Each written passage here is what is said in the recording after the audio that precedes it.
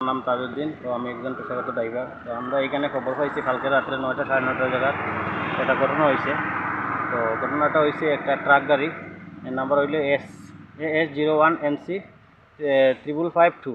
তো এই ড্রাইভারে যখন চেক করিয়া ট্রাইবাড়ির চেকপোস্টের সামনে আর কি চেক করিয়া যখন ডালাটা যখন লাগাইতে আসছিল, তখন ওই পিছন থেকে একটা ট্রাক গাড়ি আইয়া এই ধাক্কা মারার পরে এখানে তাইনে ঘটনাস্থলে মৃত্যুবরণ হয়েছে। তখন আমরা খবর পাই, এটা আজকে সকাল নাগাদ আমরা আইসি, কেন সব ড্রাইভার PNG গ্রুপের সব হাতরা লইয়া আইসি। আমরা একটু তারা যতটুকু আর্থিক সহায়তা করা যায় এটুকু করার চেষ্টা করছি, মানে ছোটোখাটো একটা সাহায্য করার লেগে আইসি।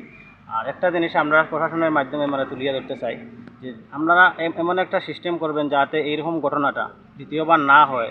কারণ ড্রাইভার তো এই যখন চেকপোস্ট আপনারা যখন এটা সরকারের তরফ থেকে যখন করা হয়েছে, নিশ্চয়ই এর কোনো সিস্টেম থাকা উচিত যাতে পিছন থেকে কোনো গাড়ি এখানে না ধাক্কা মারিয়া এরকম প্রাণ না ইয়ে না হয়।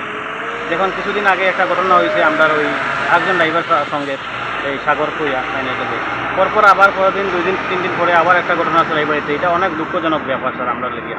তো ওইটাও আমরা হইতে চাইছি আর কি। এখানে কি দাবি কি চান আপনারা? আমরা দাবি চাই স্যার, যাতে যে কোম্পানির গাড়ি চালাইছেন তাইনে এই কোম্পানি থেকে তাদের একটু আর্থিকভাবে সহায়তা করা হোক।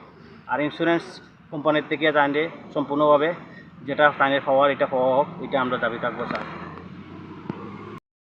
প্রথম আমার নাম রাখুনাথ, বাবার নাম রবীন্দ্রনাথ, বাড়ি মাইজবাগারপুর, শ্রীভূমি ডিস্ট্রিক্ট।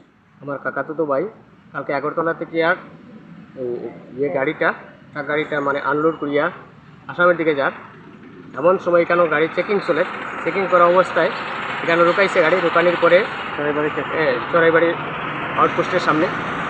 এরপরে এত থানায় চেকিং করার পরে এখানে থামার পরে পিছনের ডালা লাগাইতেছে।